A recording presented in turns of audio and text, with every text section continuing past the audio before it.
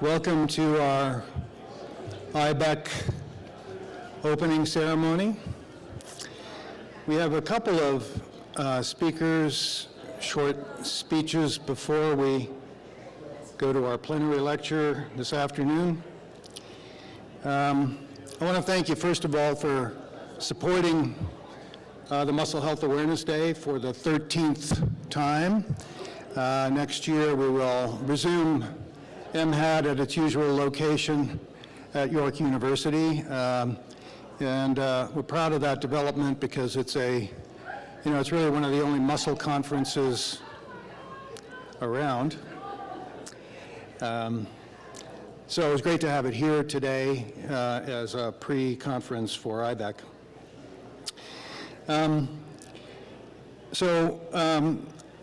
To run this kind of meeting, we need some sponsors.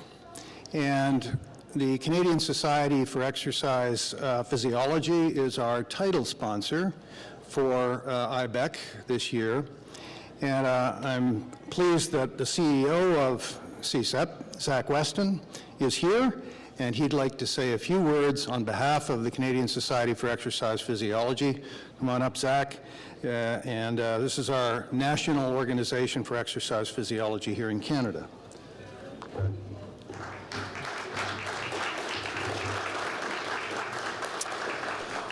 Thank you, Dr. Hood. It's a pleasure to be here. Bonjour, bienvenue à Toronto. Good afternoon and welcome to Toronto. The Canadian Society for Exercise Physiology, or CSEP as we are often referred, is very proud to be the title sponsor for this 18th International Biochemistry of Exercise Conference in partnership with York University, including the world-renowned Muscle and Health Research Center. We are particularly grateful for the extra efforts required by Dr. David Hood and his team to navigate, reschedule, and bring together this impressive collection of experts to discuss exercise for health, adaptation, and rejuvenation. For over 55 years, CSEP has been the leading authority for advancing exercise science in Canada, with a mission to translate advances in exercise science research into promotion of fitness, performance, and health outcomes for Canadians. This includes the creation of physical activity guidelines and sedentary behavior guidelines, which have been adopted internationally. Recently, these guidelines have been advanced to recognize different age groups, those with specific chronic conditions, and the integration of physical activity, sedentary behavior, and sleep through the release of the Canadian 24-hour movement guidelines, which we have translated into multiple languages and co-launched in Australia. With a clinical certification stream, CSEP has over 6,000 clinical exercise physiologists and certified personal training members across Canada who provide the gold standard in evidence-informed treatment and training programs for Canadian elite athletes competing at the Olympics, Paralympics, and World Championships, as well as those living with chronic and complex conditions and all who desire to improve their health and fitness. In closing, I would like to invite you to consider becoming a certified or academic member of CSEP, if you are not already. We continue to bring science to practice, influence evidence-based policies and practice in research, rehabilitation, population health, fitness, and chronic disease. With the largest and oldest scientific meeting of its kind in Canada, the CSEP annual conference attracts over 600 of Canada's leading exercise scientists, clinical exercise physiologists, and personal trainers. From prestigious awards to knowledge translation to mentoring and networking, there's something for everybody at CSEP 2022. Our registration is now open, and we will be meeting in Fredericton, New Brunswick this November and would love to see you there. Please feel free to stop by the CSEP table to grab your academic and student member benefit card and ask any questions that you've got about our membership with CSEP. Thank you, merci, and enjoy the rest of IBEC 2022.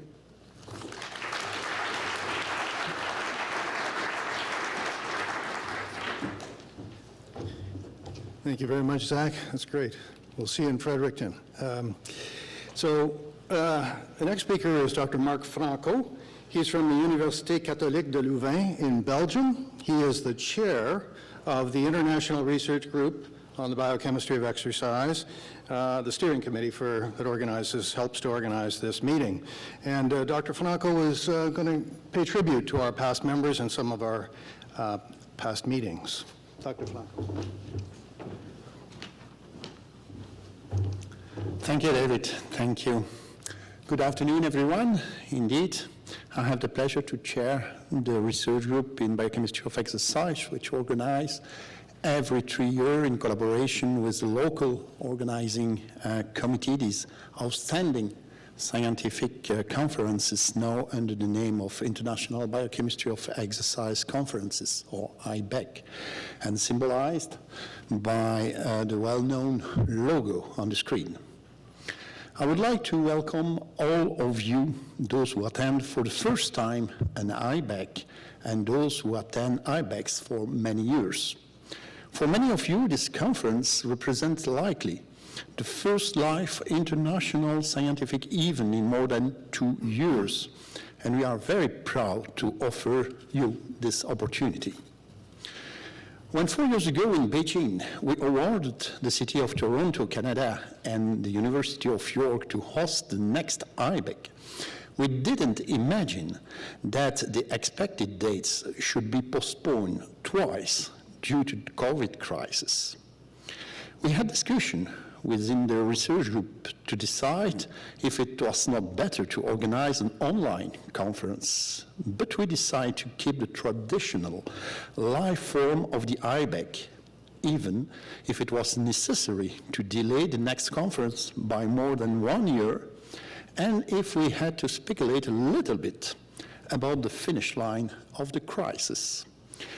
I don't think that our forecast was so bad, as we arrested the dates in October 2021, a period during which many people were still infected by the virus over the world. I would like to mention the incredible capacity of David Hood and his team to adapt to those unexpected events. Never they imagined to cancel IBEC. Always they found new innovative solutions.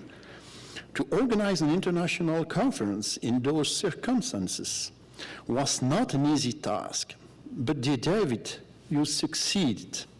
And you proposed probably to the attendants the best program ever seen in an IBEC. In behalf of my colleagues of the research group, I wish you to thank and congratulate yourself and also your team for this fantastic work that you have done. Thank you.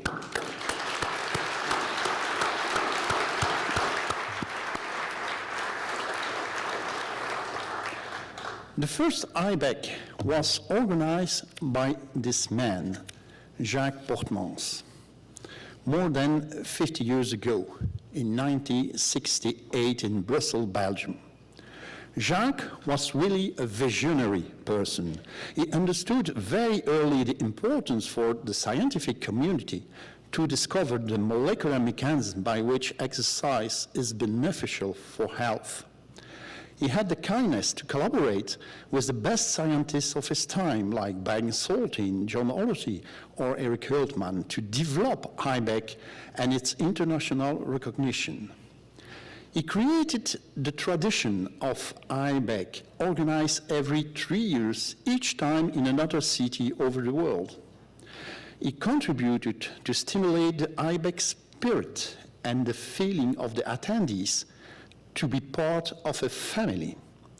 Each of you is now a member of this family, and I hope that you will participate actively to the development and to the animation of the next Biochemistry of Exercise conferences by encouraging your students to attend IBEC, by submitting an abstract, by applying for Young Investigator Award, or why not, by applying for the organization of a future IBEC.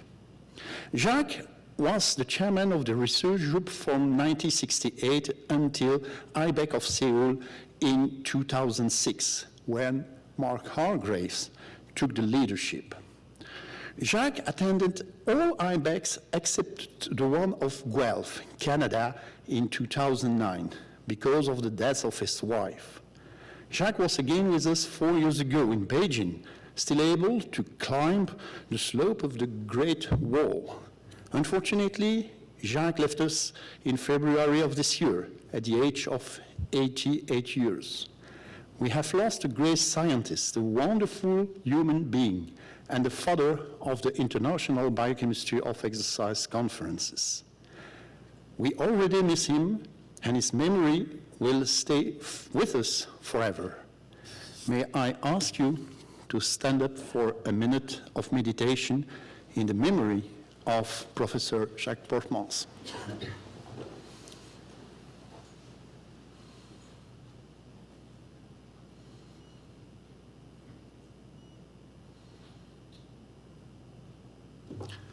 Thank you. During every IBEC, we also award a colleague in recognition of his or her outstanding and sustained contribution to research and knowledge in the field of biochemistry of exercise.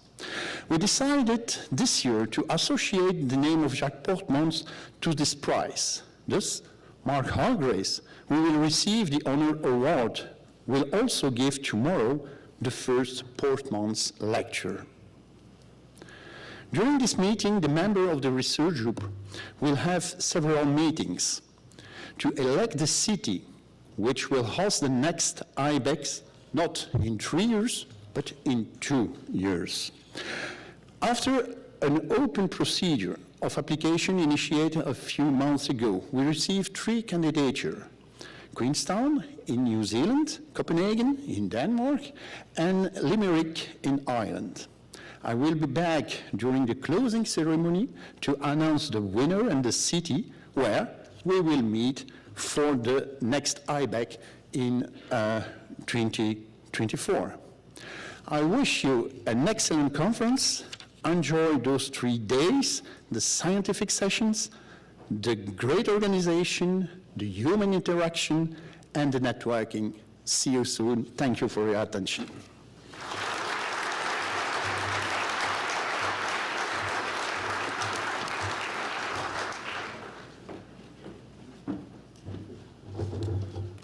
Merci beaucoup. Well, it's a great pleasure for me to introduce our plenary speaker this afternoon. Everyone knows Dr. Spiegelman's impact on the field and his leadership in the field. He's the Stanley Korsmeyer Professor of Cell Biology and Medicine at Harvard University. I looked through his, brief bio sketch. His PubMed numbers are 342, I think, last count, publications listed on PubMed. Let that number sink in for just a moment and think about if you're starting your career and you're proud of your first couple of PubMed publications, and think about the number 342 and think about the impact that that's probably had. He has 6 operating grants, I believe, is what I counted as a principal investigator. I'm pretty happy with 2. He's got 6, it's pretty good. He's trained numerous postdocs that have gone on to have illustrious careers in their own right. And at least 4 of them are here: Lawrence Kazak, Christoph Henschen, Jorge Rujas, Marco Sandri also. And so that speaks very well to Dr. Spiegelman's leadership and mentorship, leading, tremendous scientists in their careers. I want to ask Dr. Spiegelman something that he can maybe answer when he comes up. What is it like to discover proteins that have such an impact on metabolism and the future direction of research in the area?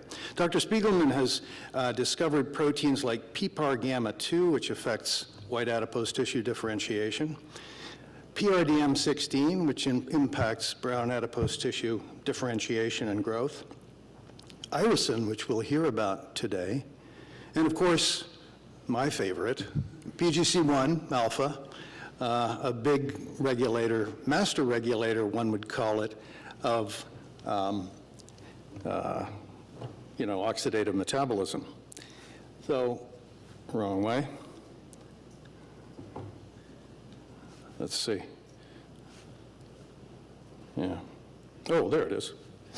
It's too easy.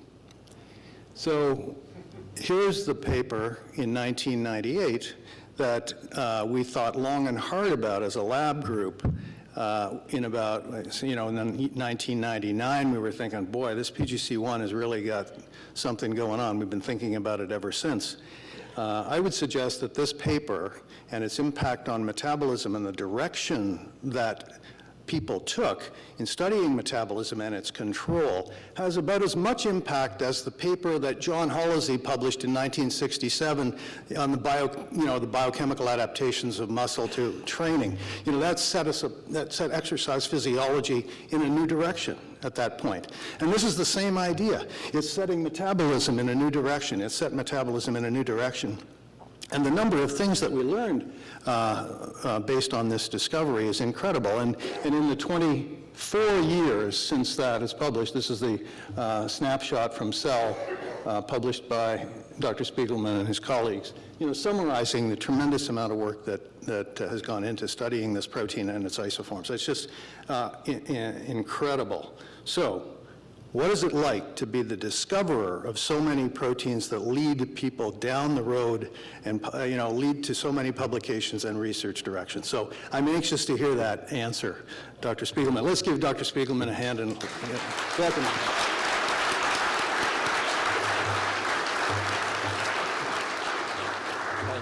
That's very sweet. Thank you for that very sweet introduction. He really set me up for a fall. It can only go downhill from here. But it feels good, and I've been very blessed to have great trainees over the years, starting from the PPL Gamma days. That was work done by Peter Tontanos when he was a PhD student in the lab, and Pete Pushever. So yes, I do count my blessings in terms of being able to do some hopefully useful work and working with great people up to today. And I'll talk about some of the great work that some of my trainees have done today, and I'm very proud of them. First, let me make a disclosure and say that I'm a founder of Avum Therapeutics, which is trying to develop irisin, and I hold a bunch of patents and patent applications related to that. And now, just before I begin, let me just say I really appreciate the invitation. I've only been working on muscle since 2002. It's only 20 years, so I'm a newbie in this area.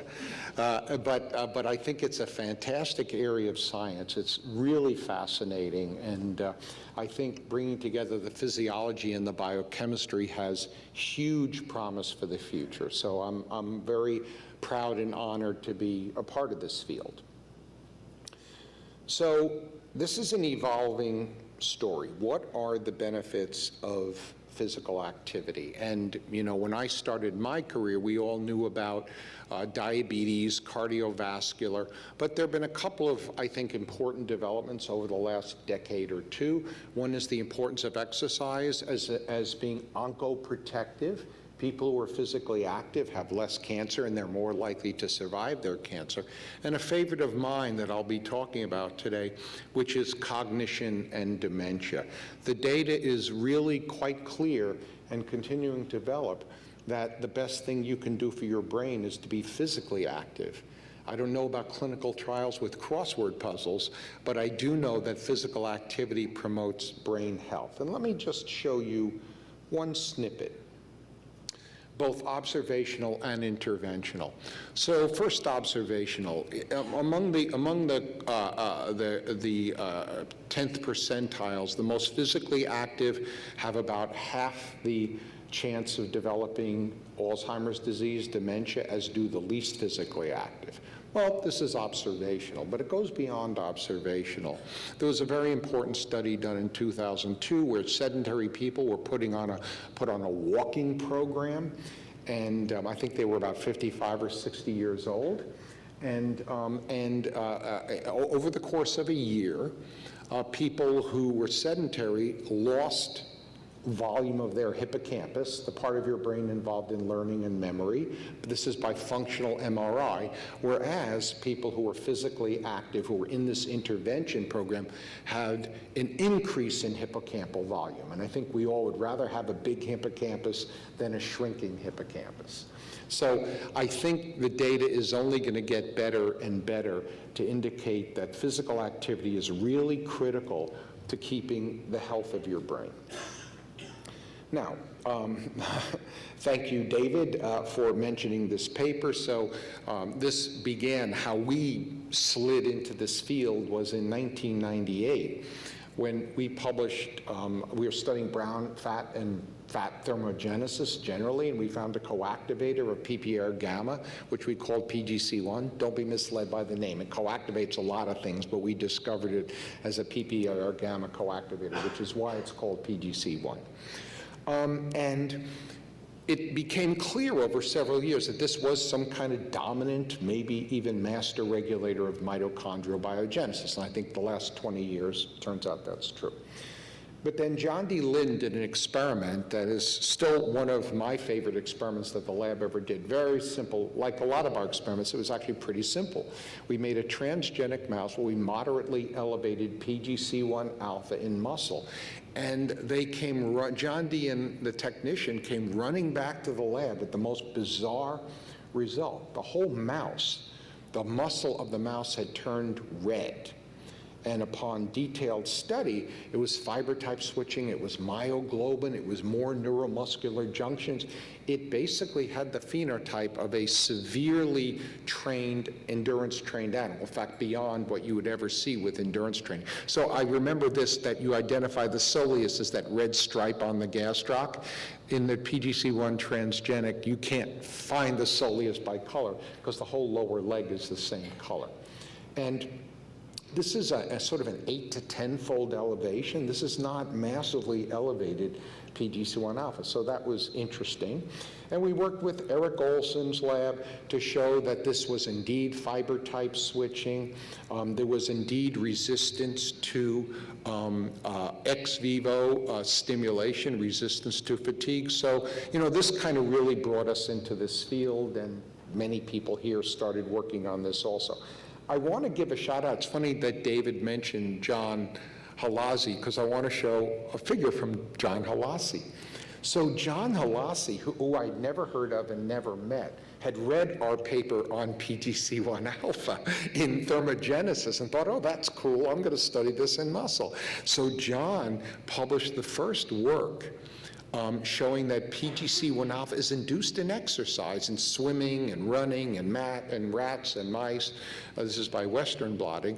And so I became aware then of John's history in this area, and it's very interesting. So as we were showing that the animals had a severe exercise-like phenotype, John published a paper showing that this fat protein is in muscle and it's induced with exercise. So those pieces really fit together rather nicely and still do.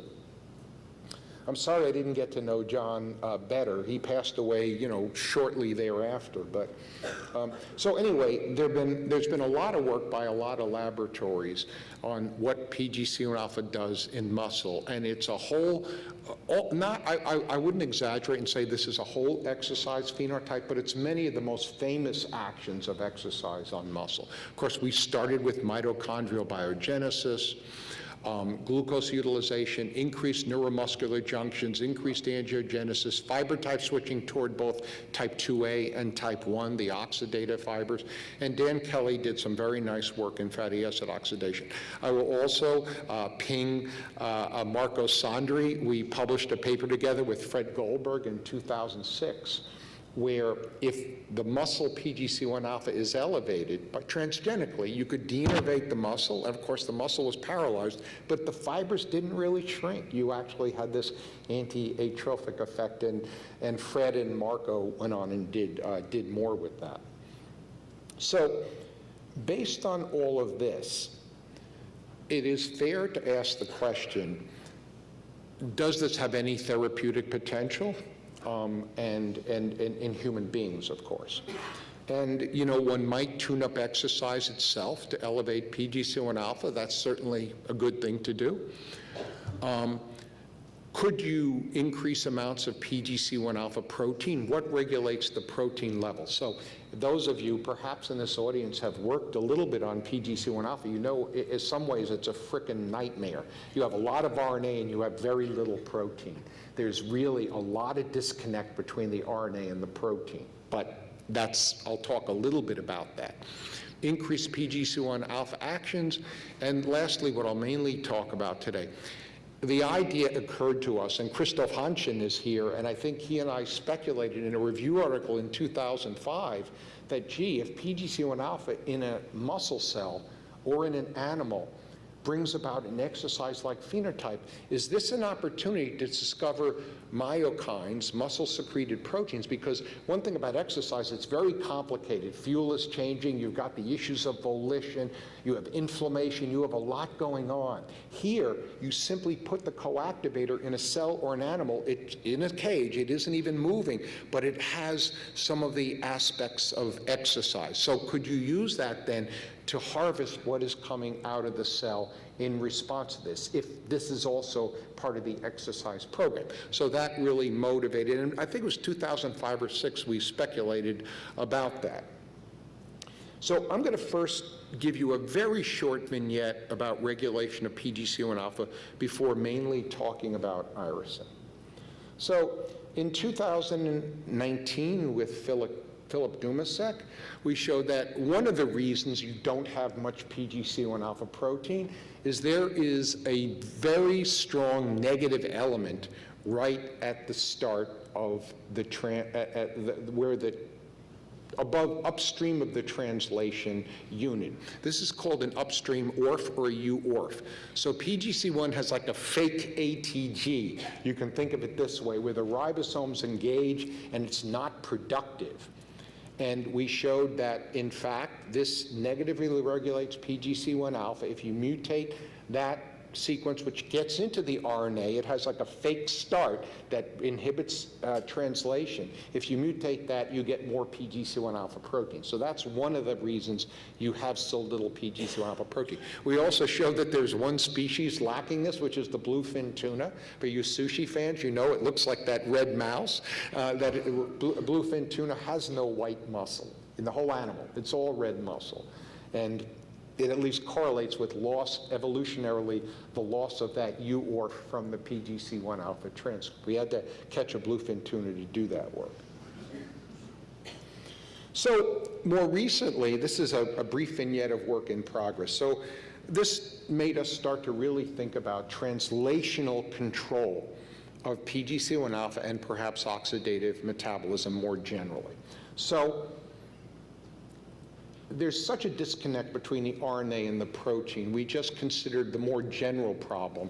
What are the factors? What are the transacting factors that may, working through the UORF or not, interact with PGC1 alpha mRNA and prevent its translation? So using databases, some our own, some in the field, we look for fat-specific molecules regulated by temperature, RNA or RNA binding capacity by sequence or has been proven, regulated by PGC1 alpha or PRDM16. We got 20 candidate possible transacting factors. We knocked them all down, and one of them looked really, really interesting, and I'm just going to mention work in progress. So there's a protein, little known, little annotated protein called RBM43, which is expressed mainly, though not exclusively in fat, it is expressed in muscle. Has a couple of RNA binding motifs. It's a GWAS hit in diabetes.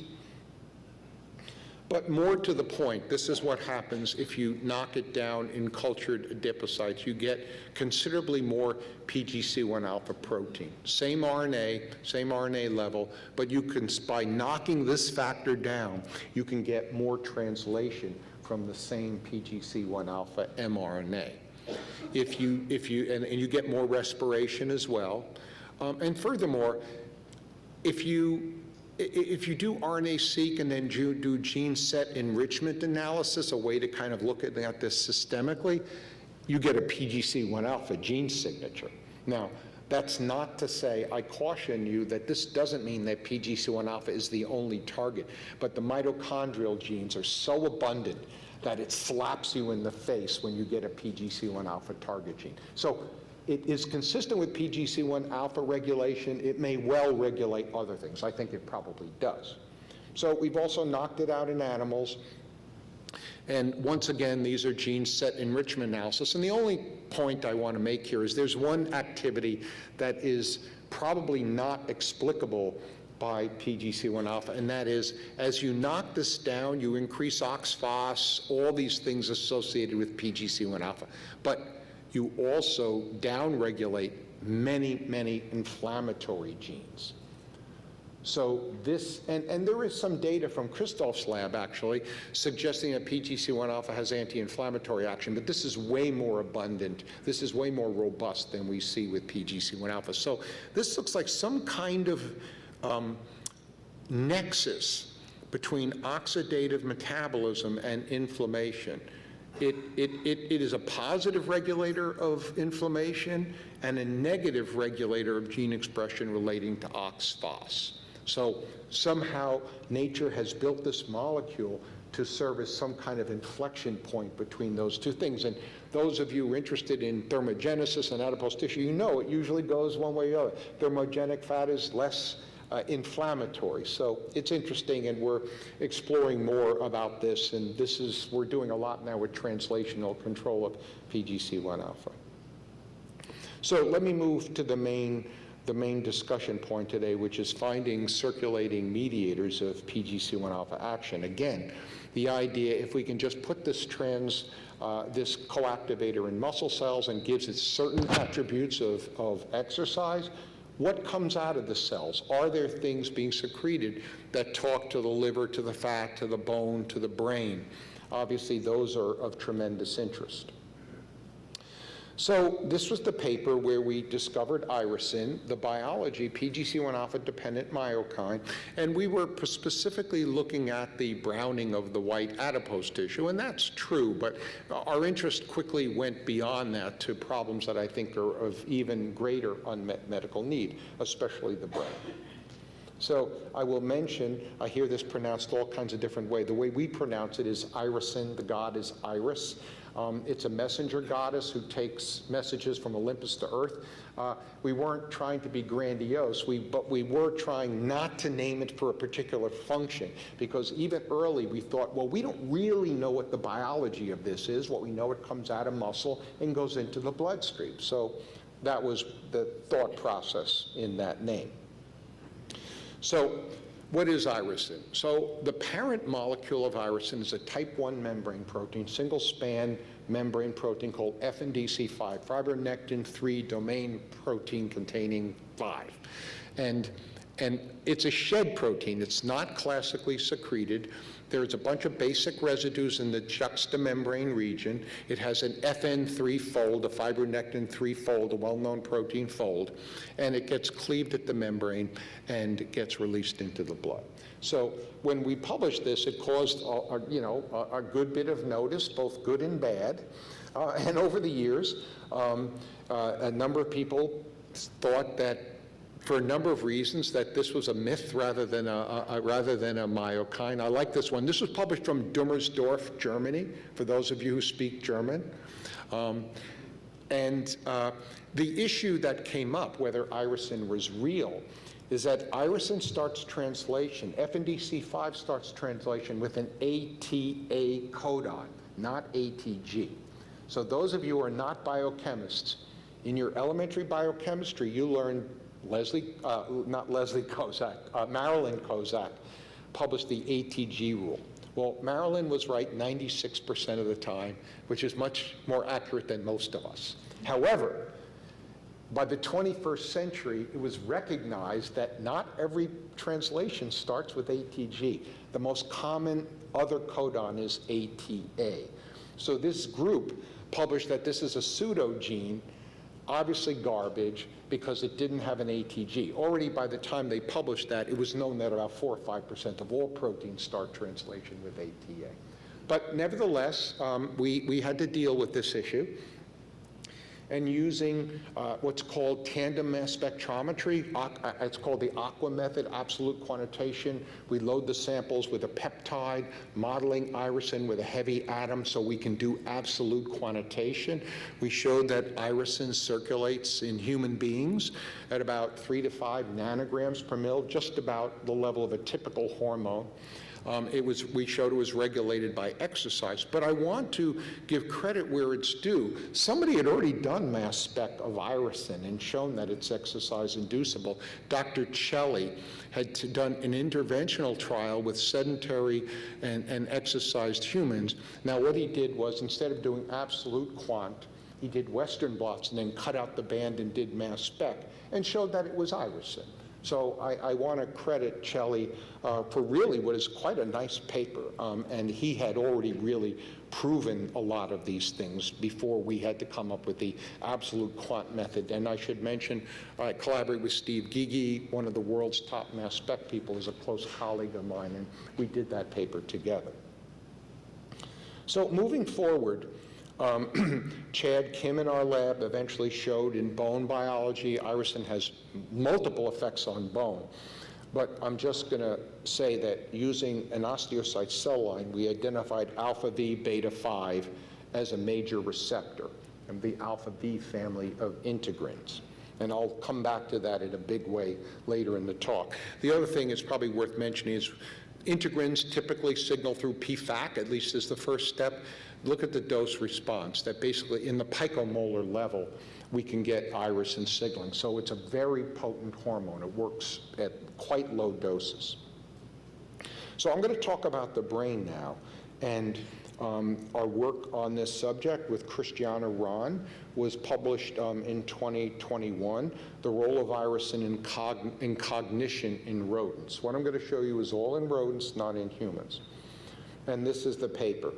And I'm going to mention the method that we are going to use in a lot of in vivo studies, which is we have an adeno-associated virus that will direct the expression of cleaved irisin. This is not FNDC5, this is cleaved irisin. The AAV8 is taken up by the liver predominantly. None of it gets into the brain, and it elevates irisin levels in the blood. And the whole idea is what we are trying to model is blood delivery for something that's going to affect the brain. And we were thinking, based on stuff we had done a few years earlier, that irisin might cross the blood-brain barrier, which it does. So this shows you that when irisin is delivered with the AAV, you get about a 10-fold elevation of blood irisin. But what I will point out, the whole animal is perfused. 10 volumes of PBS is put through the organism, through the mouse. And aside from the liver, where irisin is made, the only other place of accumulation that we have found is the brain. Therefore, since we showed that irisin, the RNA is not in the brain from the viral vector, this implies strongly that the irisin in the periphery is crossing the blood-brain barrier. Again, this is not blood. The animal is perfused. All the blood is washed out of the animal, but it's accumulating in the brain, not in the other tissues. So what does that do? I'm going to show you little snippets of data because it's published. So one of the ways you might ask, how do you know how smart a mouse is, how good a mouse's memory is? There's several assays that are widely used. One is the Barnes maze. So basically, mice hate to be in an open field. One of these black spots is a tube that the mouse can get out of the open field. The others are just black dots that don't go anywhere.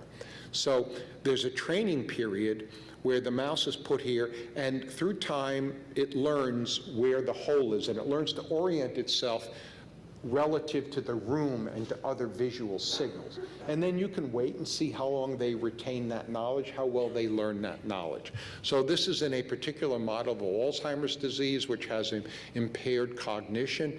And you can see from this data that the mouse that got irisin had much better ability to remember that it had been trained to find the correct hole.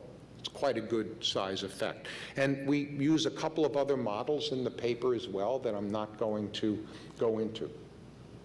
This correlates with changes in gene expression in the hippocampus, and particularly in Christiana's work, it emphasizes the potential anti-inflammatory role.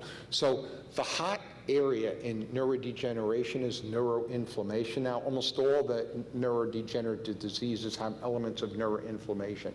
And the genes characteristic of astrocytes and microglia, cells involved in neuroinflammation, go down in the irisin-treated animal. There was no change in A-beta deposition at all, but there was less gene, I shouldn't say less inflammation, less genes characteristic of inflammation in the animals that were treated with irisin. And the last point I want to make from Christiana's paper is I think an important one. Is this strictly a pharmacological thing, or is this really an endogenous biological process? Not that it would be bad to have a pharmacological cure for Alzheimer's disease, but nevertheless, is it actually involved? Is FNDC5 and irisin involved endogenously in cognition? And it appears that it is. You'll like this because this is cross-training. So there's something called the water maze test.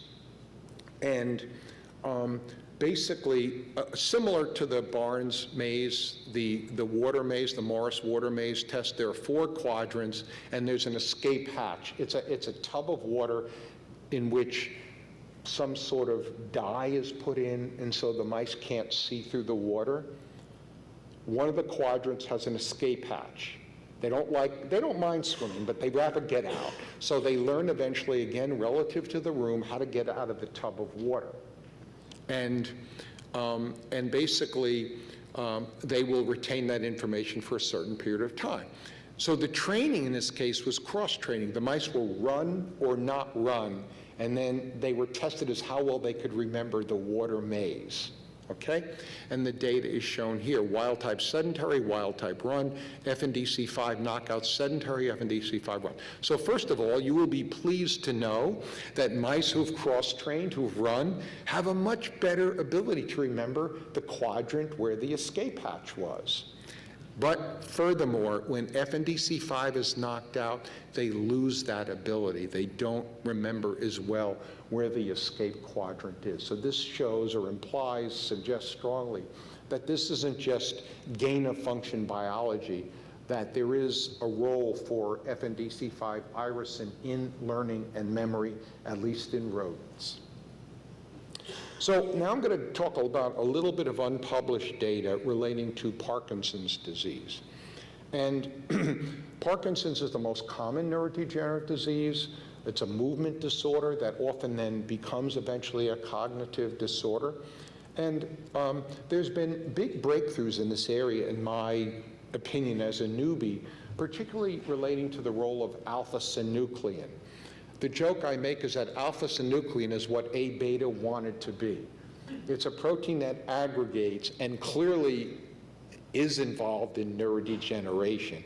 People who have 3 copies of the alpha-synuclein gene are at great risk for Parkinson's disease. That's all. Extra copies of that gene is enough to increase risk of Parkinson's. So alpha-synuclein aggregates, misfolds, aggregates, and forms what are called Lewy bodies. Probably most people hear of Lewy body disease. Lewy bodies are made up of alpha-synuclein. And so both in vivo and in culture, alpha-synuclein protofibrils can be given. The cells take it up, they aggregate it, and then they die. So it's, and the other thing which is really interesting is it spreads like a prion across the brain. If you inject alpha-synuclein into part of the brain, or even into the gut, into the vagus nerve, it moves prion-like across the brain and causes neuronal cell death and Parkinsonisms. We have to treat it as a toxic substance in the laboratory. So, this is all work with Ted Dawson's lab at Johns Hopkins University Medical Center, very well-known Parkinson's investigator, and we work together on this, and basically he gives alpha-synuclein to cortical neurons, and they die. And irisin at quite reasonable doses, 50 nanograms per mil, which would be about a half a nanomolar or 5 nanomolar, will do that. But moreover, it becomes clear what is probably going on. This is aggregated alpha-synuclein in those cultures, intracellular aggregated alpha-synuclein. In the presence of irisin, there is less alpha-synuclein aggregation. Specifically, irisin is blocking the formation of these Lewy body aggregates. So this can also be done in vivo. Ted's lab did stereotactic injection of alpha-synuclein, not in the substantia nigra, the part that dies in Parkinson's disease, but in the striatum, away from the SN, and then it spreads as a prion-like, almost infectious agent. And when they do that, this is the effect on the pole test. It's kind of interesting. You let a mouse grab a pole in the middle, and then you turn it vertically, and they have to, using coordination, climb down the pole. And when they get Parkinson's-like disease, they become less coordinated and take longer to climb down a pole. That's called the pole test. And you can see this is the effect of alpha-synuclein, stereotactic injection, 6 months later, 6 months after the injection. And irisin almost completely blocks this alteration in function. Grip test speaks for itself. Everybody knows what that is. And again, irisin interferes with the loss of grip strength due to the alpha-synuclein injection.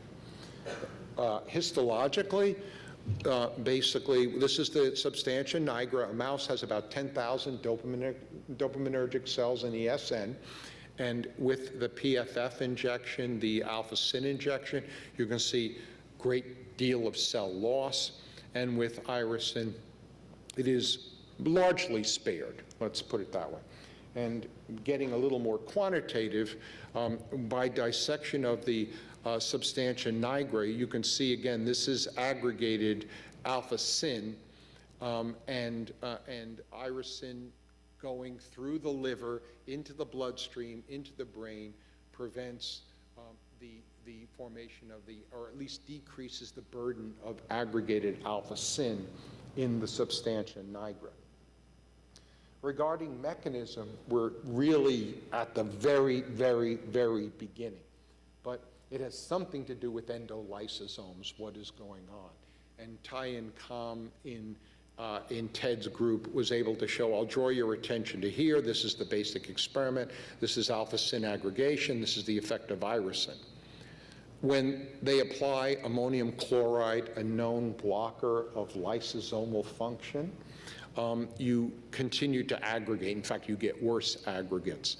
This all implies that it's something going on in the endolysosome. Irisin is either making the lysosomes better or trafficking the alpha-synuclein into the lysosomes better. And so we know this is the very beginning of this. We don't pretend to understand exactly what's going on, but our attention is at least focused on the endolysosome systems, like autophagy or what's called the retromer. I mean, there's several different systems working there, but it has something to do with endosomal trafficking and lysosome as far as we can tell.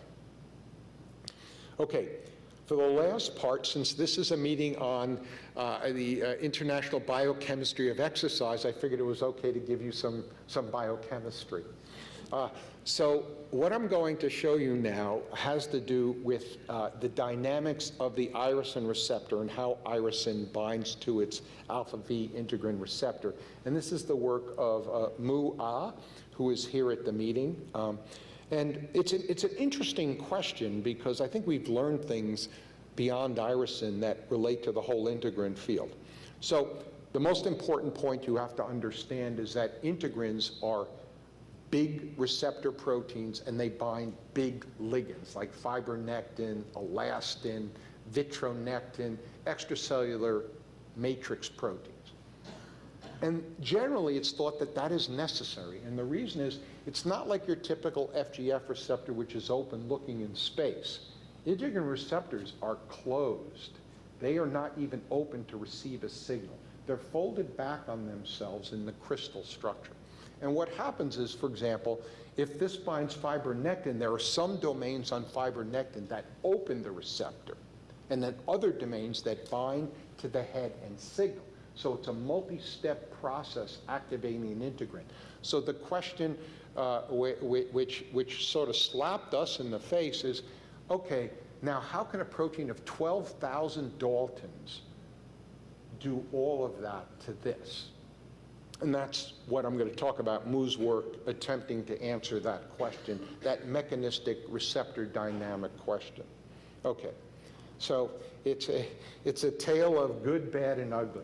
So let me tell you first that Mu used a method called biolayer interferometry, BLI, you might be familiar with, where a receptor or a ligand is immobilized and then flowed over, and you can measure KMs and on rates, off rates, all that. And so with our fairly purified, 80% purified alpha V beta 5, we got an apparent KM of approximately 100 nanomolar, or in that ballpark, 100 to 200 nanomolar. However, Mu wanted to do structural work requiring a higher level of purity, and this is where the ugly comes in. When it was purified to homogeneity, we completely lost binding activity. Purified alpha V beta 5 doesn't, when it's purified 98% crystal grade, it doesn't bind irisin at all. So what happened? A little gnashing of teeth, and then we moved on. So the question is, what did we lose?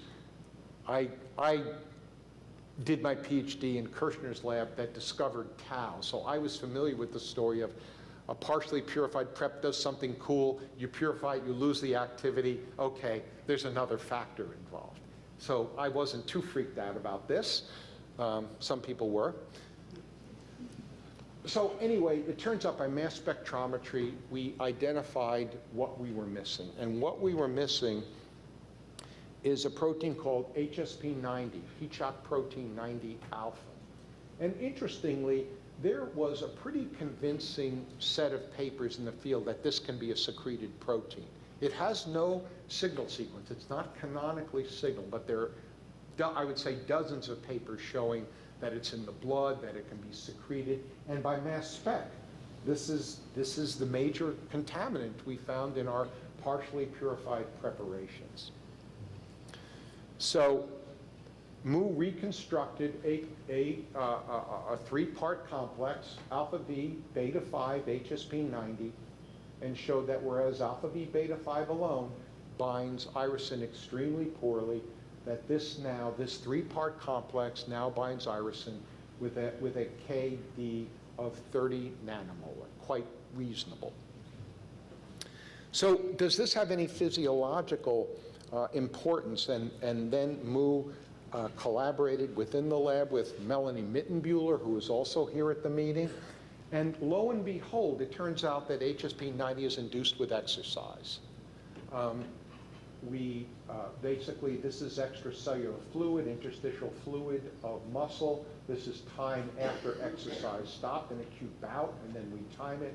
We isolate interstitial fluid by a method that we're publishing. And the muscle tissue doesn't show this. There's no increase in HSP90 within the muscle, but there is within the interstitial fluid. Okay, I'm sorry, I'm getting too far from the mic. And furthermore, this increase is also seen in plasma, that HSP90 goes up in plasma when you exercise rodents. Does this have a consequence at a cellular level? So HEC293 cells, we had shown in a previous paper, they don't express much alpha V beta 5, so we can do then some gain of function work with fluorescent irisin. We get by vectors alone, irisin doesn't bind, empty vector. HSP90, it doesn't bind irisin. Alpha V beta 5, it binds irisin a little bit, kind of weakly. But when you transfect in alpha V beta 5 and then give extracellular HSP90, we make it as a recombinant protein and add it extracellularly, you get nice, robust binding, and you can even follow with time, if you care, taking into these proteins taken into the cell. So at least by gain of function format, HSP90, this cofactor of the receptor, is induced with exercise, and does play a role at the cell surface, both in vitro and the cell surface. Okay, so now coming to the dynamics. What the hell is HSP90 actually doing? And we collaborated with the cryo-EM lab of Alan Brown, Haisha Zhao at the Harvard Medical School, and using cryo-EM, they were able to show very nicely that as I mentioned earlier, there are known to be different classes of alpha B integrins, and they're mostly, naively, mostly in the closed configuration. But when HSP90 is mixed with these, you get an opening of the receptor. It now moves to a state where it's receptive to irisin binding. So whereas fibronectin has multiple domains within the molecule, irisin depends upon a friend to open up the receptor and allow for high affinity binding. Is that all that's going on? Well, we were able to ask whether HSP90 adds to the binding energy, because there was a trick known in the integrin field to open integrins, and that's to provide the integrin with manganese instead of magnesium and calcium. Doesn't matter, it's just a trick, chemical trick to open integrins. And in fact, when you measure the KD of alpha B beta 5 HSP90 versus alpha B beta 5 where we opened up the integrin with manganese, more or less similar binding affinity, which suggests that HSP90 is actually not adding energy to the binding. It's actually strictly involved in opening the head. And if you open the head chemically, you don't need HSP90 anymore.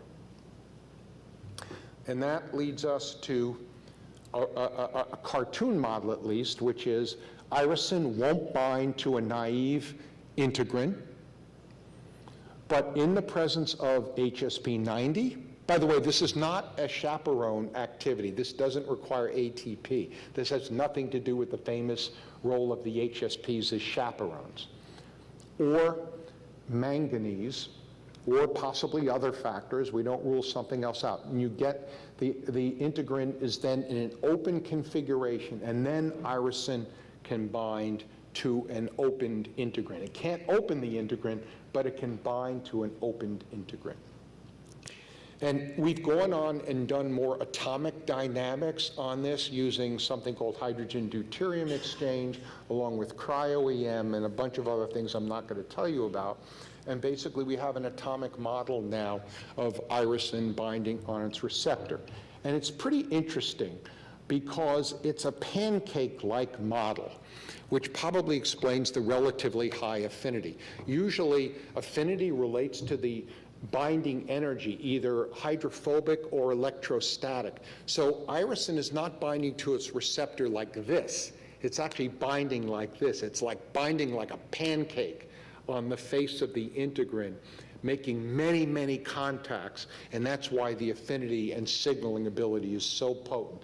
It's sitting right on, mostly on the beta 5 subunit of alpha V beta 5, but it's pancaked right on there, making many, many contacts. And next slide, I'll just show you one of the nice aspects of this. I should also mention that this uses actual data and theoretical docking data. The world of theoretical docking has really improved a lot in the last decade. And basically, it makes some predicted contacts, most of which are electrostatic. So most of the contacts are not hydrophobic. Most of them are good old-fashioned electrostatic interactions. This would predict that it's very salt sensitive, and Mu has shown that it is in fact very salt sensitive, this interaction. But it also, I'm kind of excited about this because it also gives us a lot of fun things to do. Can we, now that we at least have predicted contacts, for example, can we make a control irisin that is basically structurally intact but can't bind to the receptor? That might ask, are there other receptors that we didn't take into account if we ablate the receptor to the alpha B integrins? Secondly, it suggests, are there ways to engineer the molecule? What should we stay away from? Where can we play with the molecule? Where can we not play with the molecule in order to improve, for example, the pharmacokinetics? So Mu is in the process of playing games with this now, trying to make modified irisins that may have different activity, better activity, worse activity. It's basically a playground now to make modified versions of the protein. We also know where the glycosylation sites are.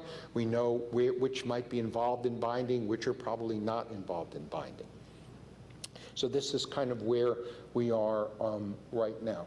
And for next steps, I just want to point to many things that we don't know. So obviously, the goal here is to use irisin in maybe something like Parkinson's, Alzheimer's. I'm also very interested in chronic depression. You know, of course, that exercise has a very beneficial effect on mood. And right now, exercise is recommended for mild to moderate depression. It's not recommended for, well, it doesn't seem to be effective in severe depression. Well, if irisin is involved in mood, we know it crosses the blood-brain barrier, we know it's induced in exercise. Could it be that this is involved in regulation of mood and depression? And I'm kind of excited about that because you might realize that chronic depression is very poorly treated. It's the #1 cause of suicide. And so I'm very interested in whether this might carry mood antidepressive effects of exercise. And if so, of course, exercise is good, but we could really ramp it up if this is a molecule involved in that. Disease applications, cancer is also something we're interested in. Mechanism of action, I mentioned there may be pleiotropic, but something is going on with the endolysosomal pathway for sure. The sort of, I'll call it the holy grail right now. This has been a nightmare. And many people in this audience have said, Bruce, I got some awesome samples. Can you measure irisin in the blood? I heard one talk earlier where people showed a paper on a clinical trial measuring irisin. In our hands, the commercial kits do not measure irisin. I should tell you right now that every commercial kit that we've tested cannot distinguish a knockout mouse from a wild-type mouse. So anybody doing clinical studies, I think you'd have to start showing that your ELISA is actually measuring irisin. We know, at least in our hands, they don't. So please be cautious about that. That said, we and other people are really trying to work hard on developing a reliable assay for blood irisin with at least medium throughput. So we did it by mass spec, but it's a nightmare. I have to tell you, there's about 4 labs in the world that can do that absolute quantitative technique, and Mark Jedrzejowski spent a month doing 13 samples. So we can't take your 1,000 samples and do that. We need a different assay, and we and other people are trying to do that. But please be aware that the commercial ELISA kits, I don't know what they're measuring, but they don't distinguish wild type from knockout mice. And of course, I do believe that irisin isn't the be-all and end-all. I would be shocked beyond belief if there are not other exercise-induced molecules. I know George Ruas, who's here, has described some interesting molecules and pathways, and I have no doubt that there are other molecules and pathways. But I think irisin is kind of like the poster child for trying to get exercise science into the world of therapeutics. And these are challenges that we face and are facing for the next few years. So with that, I will end my presentation and again mention the PGC1 alpha work was done by Philip Dumasek with a technician, Sarah Walensky. And the irisin receptor, you can see by the size of the group, this has been really a focus of our attention. Mu Ah is the lead scientist on this, earlier work by Chad. And our cryo-EM friends are Alan and Haisha. And a technique I didn't talk about, but using hydrogen deuterium exchange to measure interactions between ligand and substrate is done with John Engine's lab at Northeastern University with Thomas Wales. And our theoretical biologists would help us with plausible docking models are done by Harioth and Christoph Gugula. And lastly, Christiana Rahn, who trained with me. She has her own lab at the MGH doing great stuff in Alzheimer's and irisin now. And the PD work is done by Ted at Johns Hopkins University with Tyan Kam, who's associated with his group, and our funders are the JPB Foundation, NIDDK, and this is Philip. This is Christiana, and this is Moo, who is in the audience, so you can say hi and ask her any hard questions you have. So thanks for your attention.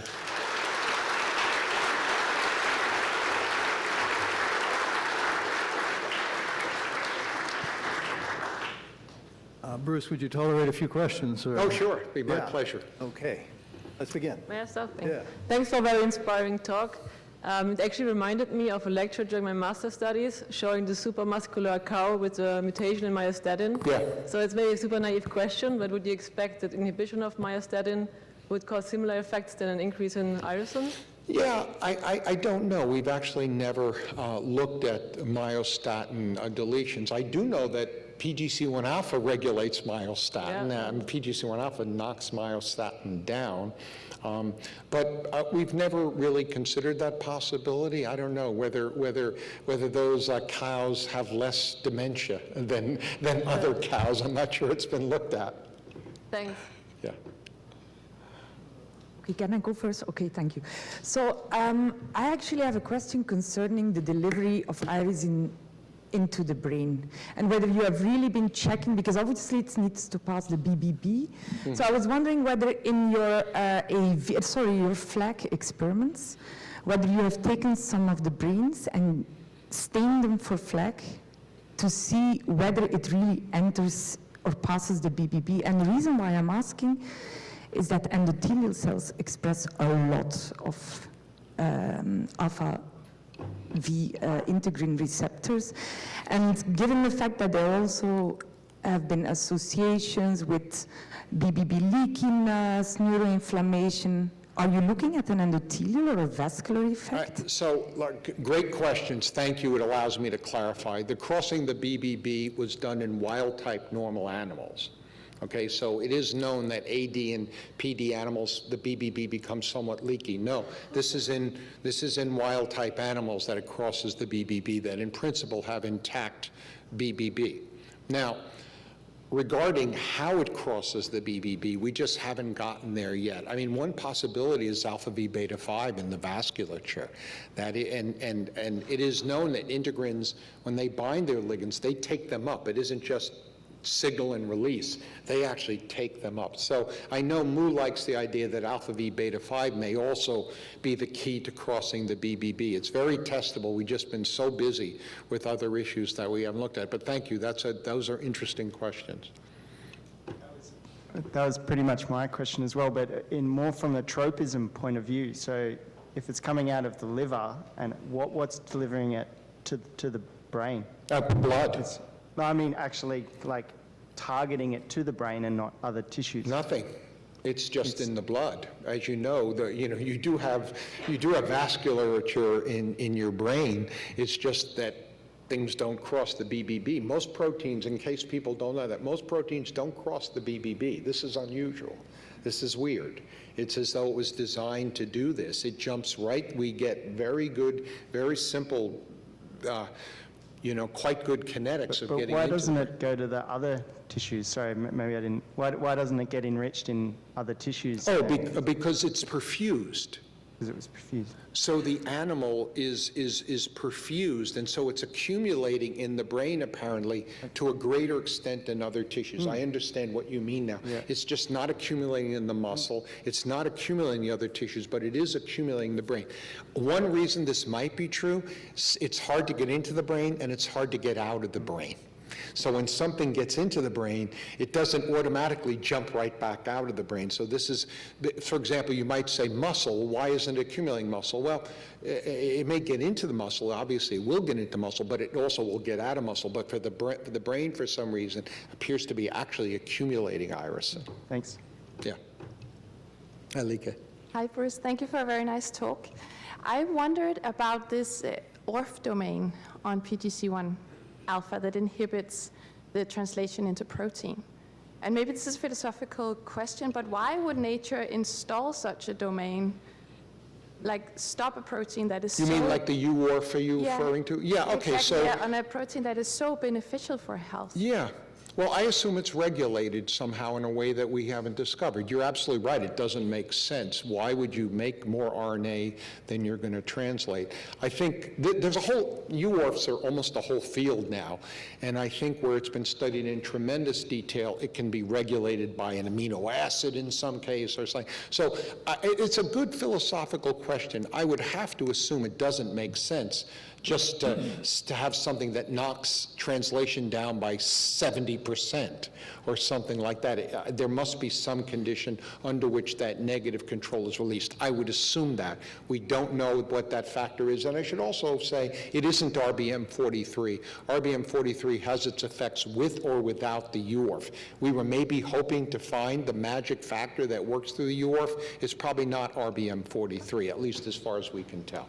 So just a brief follow-up, is this UORF domain common in many different proteins? UORFs are really common. Some, like, I don't know, something like, I don't know what percent, 5% or 10% of mRNAs have it's called a small UORF if you look them up.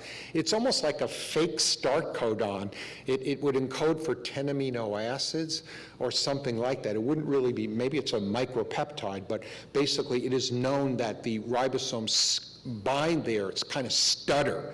They kind of get stuck and only some percent progress through, or the ribosomal machinery grabs the second start codon.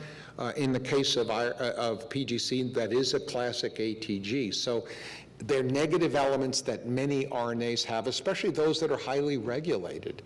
Okay, thank you for that.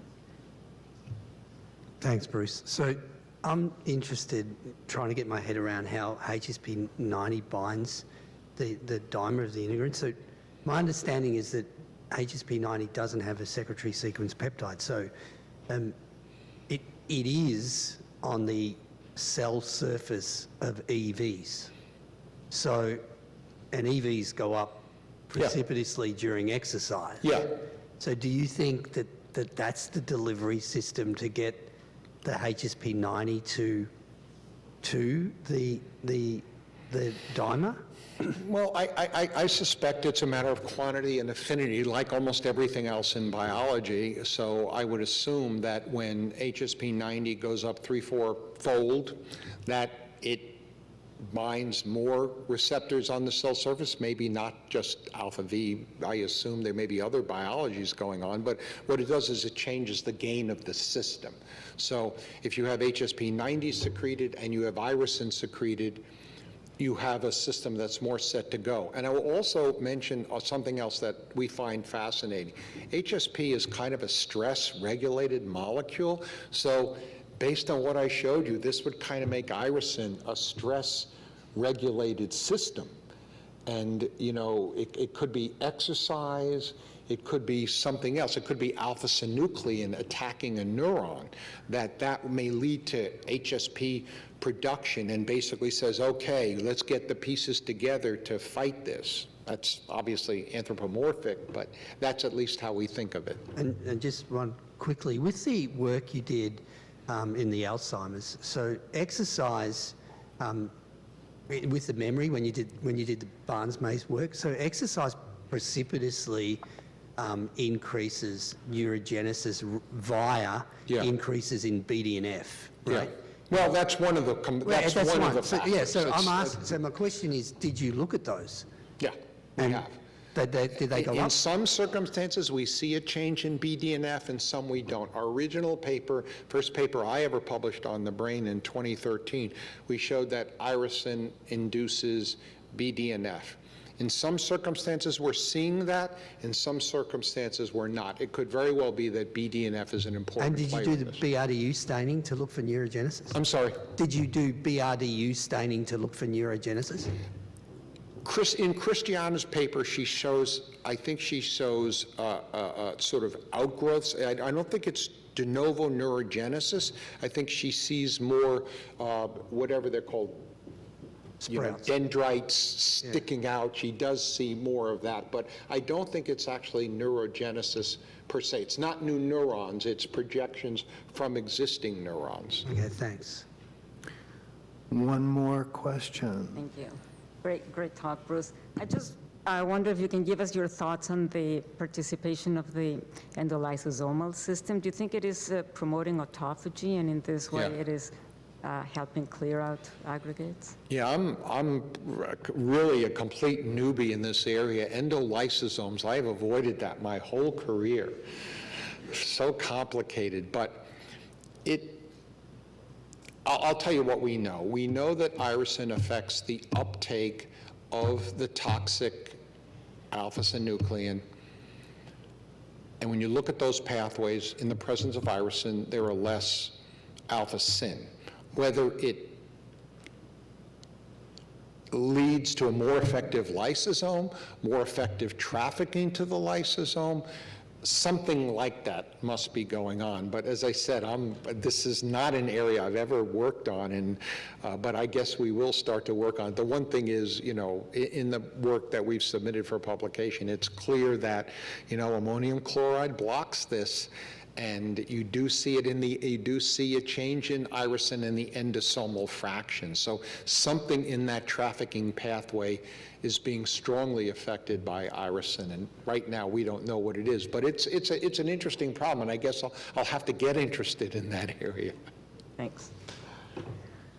Let's give Dr. Spiegelman a break, and thank you very much. Thank you.